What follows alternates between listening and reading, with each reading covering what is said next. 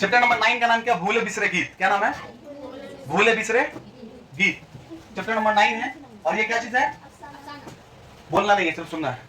सुन, देखो, अफसाना का मतलब क्या होता है? कहानी। अफसाना का मतलब कहानी। जैसे हिंदी में होता है कहानी और उर्दू में बोलते हैं अफसाना, इंग्लिश में बोलते हैं स्टोरी। क्लियर है? तो भूले बिसरे गीत अफसाना है। और इस अफसाना के अफसाना निगार मतलब मुसन्निफ कौन है? वो है सफी जावेद। मुसन्निफ का नाम क्या है? सफी जावेद। और जो तुमको पूछेगा वो राइटर के बारे में ही पूछेगा ज्यादातर क्वेश्चन। तो सफी जावेद की बात करते, सफी जावेद की पैदाइश की बात करते थे। पैदाइश 4 जनवरी 1935 ईस्वी को मुजफ्फरपुर में हुई। कहां पे हुई? 4 जनवरी 1935 ईस्वी मुजफ्फरपुर में हुई। और इसका जो अपना घर था, आबाई वतन, वो कहां पर है? गया जिला। तो सफी जावेद की पैदाइश 4 जनवरी 1935 ईस्वी मुजफ्फरपुर में हुई और आबाई वतन मतलब अपना घर कहां था? गया जिला में था। बात करते हैं सफी जावेद की असल नाम की। तो इसका असल नाम जो था, इसका असल नाम सैयद मोहम्मद सफीउद्दीन था। सैयद मोहम्मद सफीउद्दीन असल नाम। उसके बाद तालीम की बात करेंगे। तालीम कहां तक हासिल किया? तालीम एमए तक हासिल किया। और एमए किस सब्जेक्ट से किया था? समाजियात से। समाजियात से एमए किया, मास्टर्स किया। ठीक है? उसके बाद बात करते हैं हम उनकी मुलाजमत की, नौकरी की बात करते हैं। नौकरी तो मुलाजमत जो है वो डायरेक्टर, उसके बाद प्रेस सेक्रेटरी, उसके बाद एडमिनिस्ट्रेटर। 3 जॉब किया इन्होंने। एक तो डायरेक्टर की जॉब की है, एक प्रेस सेक्रेटरी की जॉब की है और एक एडमिनिस्ट्रेटर की जॉब की है। 3 जॉब किया है। Director, press secretary, administrator, 3 job किया है इन्होंने। ठीक है? उसके बाद पहला अफसाना, जो पहली कहानी इन्होंने लिखा था, वो आर्ट और तंबाकू के नाम से लिखा था। आर्ट और तंबाकू। और ये जो आर्ट ऑफ तंबाकू है, मार्केट में कहां से आया? तो मार्केट में दरभंगा के माबनामा अफाक करके मतलब सेंटर था, जहां से इन्होंने अपनी ये आर्ट ऑफ तंबाकू नाम की जो अफसाना था उसको शाया किया था 1953 में, दरभंगा से किया था। ठीक है? उसके बाद इन्होंने कुछ छोटी मोटी कहानियां भी लिखी है, छोटी कहानियां या फिर छोटी नज़में भी लिखी है कुछ, जो सिर्फ ऐसे ही लिखा गया, छोटी कहानी छोटी नज़म भी लिखा है इन्होंने। किसने? सफी जावेद ने। उसके बाद बात करते थे हम अफसानी मजमू के। तो सफी जावेद के जो अफसानी मजमू है, सबसे पहले क्या है? दायरा से बाहर। दायरा से बाहर 1979। सेकंड आया था खुली जो आंख, वो था 1982, लाइन से लिखा गया है। और तीसरी क्या है? तारीफ उस खुदा की, 1984 में आया था। असीर कब आया था? 1991 में। और रात, शहर और मैं 2004 में। एक बार ऐसे ही पूछ दिया था कि डॉक्टर सफी जावेद के अफसानी मजमूए को लाइन से लिखे। लाइन से मतलब कि जैसे जैसे छाया हुआ मार्केट में। तो सबसे पहले क्या आया था? दायरे से बाहर 1979, खुली जो आंख 1982, तारीफ उस खुदा की 1984 में, और असीर 1991 में, रात, शहर और मैं 2004 में। तो ये हो गया राइटर के बारे में। ठीक है?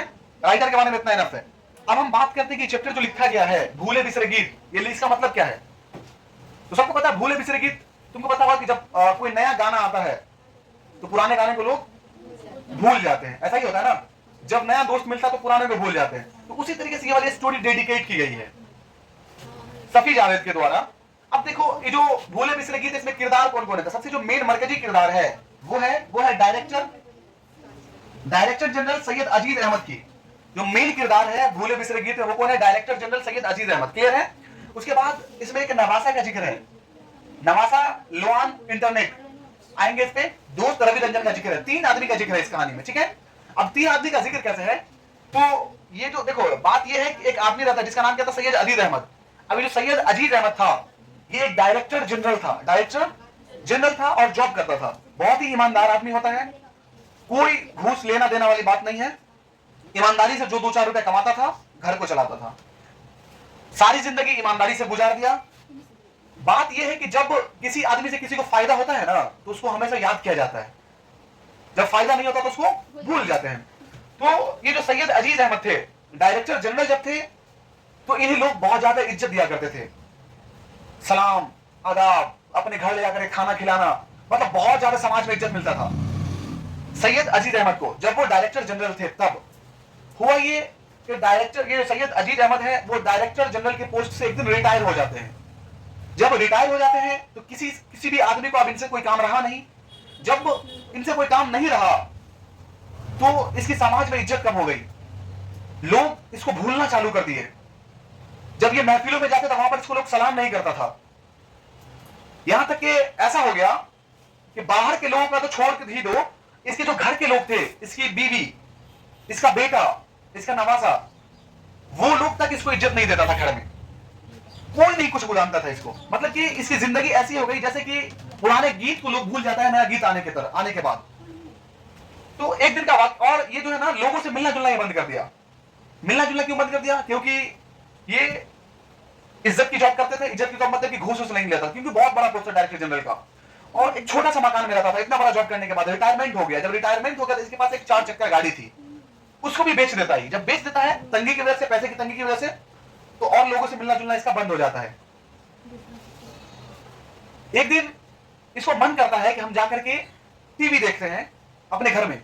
जब ये टीवी देखने जाता है तो देखता है कि जो जहां पर टीवी लगा हुआ है वहां पर उसका नवासा, इसका जो नाती है इसका सैयद अजीज अहमद का, वो लुआने इंटरनेट नाम का कार्टून, जैसे डोरेमोन आता है ना कार्टून, वो कार्टून देख रहा है।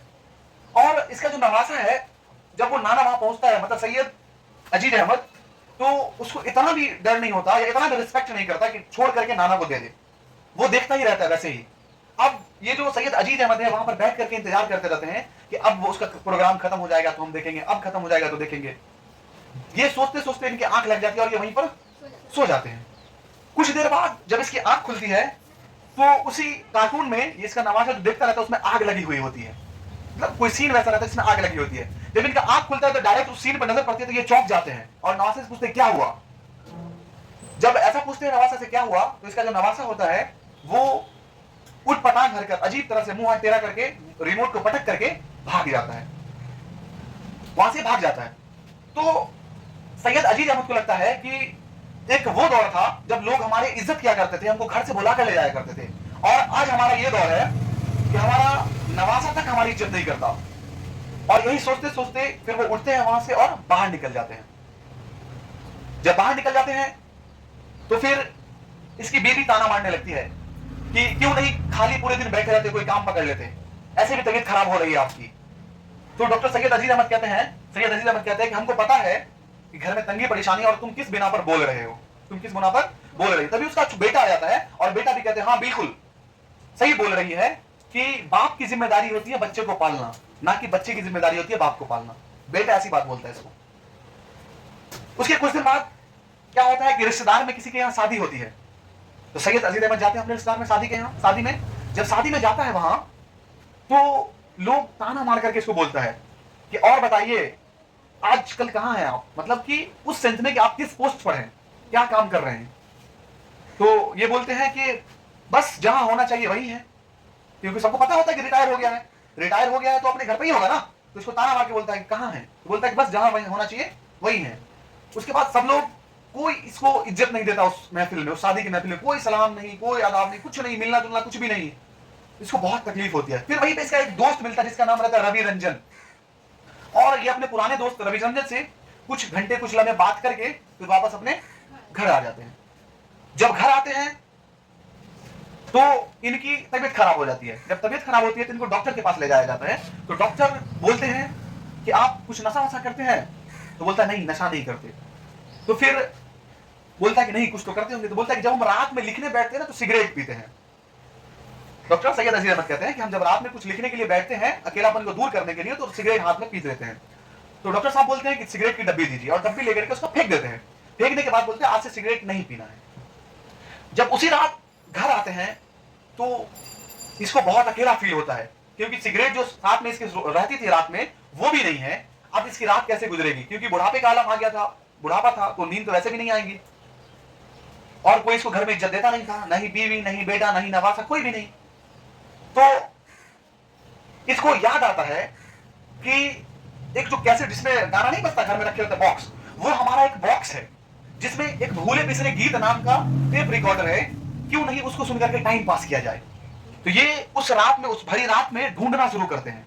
जब ढूंढना शुरू करते हैं, इधर उधर तो नहीं मिलता है, तो सामान सब इधर उधर खड़ा रहता है। तो इसकी बीवी उठ जाती है और बोलती है क्या ढूंढ रहे हैं, तो बोलता है कि भाई वो मैं बॉक्स ढूंढ रहा हूं, हमको कुछ सुनना है। तो बोलता है कि अवार कवार जो है ना वो घर में नहीं रहता, वो स्टोर रूम में रहता है, वहां पर जाकर ढूंढिए। और सैयद अजीज अहमद वहां पर जाकर ढूंढना शुरू करते हैं और वहां पर उसको मिल जाता है। और जब इसको मिल जाता है तो वहीं पर ये सुनने लगते हैं भूले बिसरे नाम के गीत जो बहुत पुराने होते हैं, और इसको इतना दिली सुकून मिलता है वो सुन करके वहीं पर रहते हैं ये। जब सुबह होती है तो इसकी बीवी सैयद अजीज अहमद को इसके कमरे में ढूंढती है तो नहीं मिलते, पूरे घर में ढूंढती है, नहीं मिलते। फिर जाकर के उनको याद आता है कि रात में वो उनको मैं बताई थी कि स्टोर रूम में जाने के लिए, तो हो सकता है स्टोर रूम में गए होंगे। जब इसकी पत्नी स्टोर रूम में जाती है तो क्या देखती है कि सैयद अजीज अहमद जो है मुस्कुराते हुए इस दुनिया से चले गए हैं। और ये जो भूले बिसरे गीत नाम का प्रोग्राम है वो रात से लेकर के सुबह 7:30 बजे तक आता था, और उस वक्त 7:30 बज रहे थे जब सैयद अजीज अहमद का इंतकाल हो जाता है, और चेहरे पर मुस्कुराहट जैसे कि एक पुरानी यादें ताजा हो गई हो, और इस दुनिया को छोड़ करके चले जाते हैं। वहीं पर इस कहानी का एंड हो जाता है, खत्म। ठीक है, तो इसको याद रखेंगे। बस इतनी छोटी सी कहानी थी, इंटरेस्टिंग था थोड़ा सा। तो इसमें सीधी सी बात एक कही गई है कि जब आदमी का अच्छा टाइम होता है ना तो उसको सब याद रखता है, सब सलाम करता है, जब जरूरत पूरी करनी होती है तब, और जब जरूरत पूरी हो जाती है तो उसको भूल जाते हैं। ठीक वैसे ही भूल जाते हैं जब नए दोस्त मिलने के बाद पुराने भूल जाते हैं, नया गाना मार्केट में आने के बाद पुराना गाना लोग सुनना बंद कर देते हैं, नई गाड़ी लेने के बाद पुराना चलाना छोड़ देते हैं। ऐसा ही होता है ना। तो उसी चीज को इसमें दर्शाया गया है कि भूले बिसरे गीत, जो पुरानी चीज है उसको कैसे याद रखना चाहिए या फिर क्या करना चाहिए, है ना। तो ये इसमें था सैयद